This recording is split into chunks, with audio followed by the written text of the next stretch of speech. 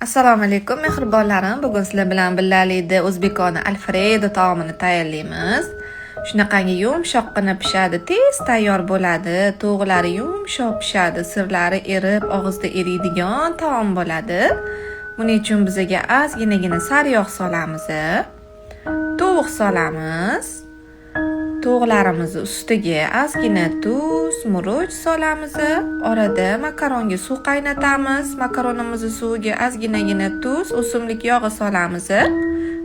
Qaynatib qo'yamiz. Qovurilgan, qizargan tovuqlarimizni alohida idishga olib, bitta piyoz, 2-3 ta chesnoni solib qizartirib olamiz.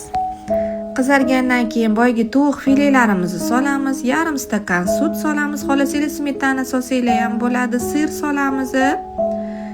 Makaronlarimiz qaynab chiqqandan keyin sovuq suvga chayvoramiz, chunki makaronlarimiz ajralib turadi. 10 minutga dimlab qo'yamiz. Yoqimli ishtaha.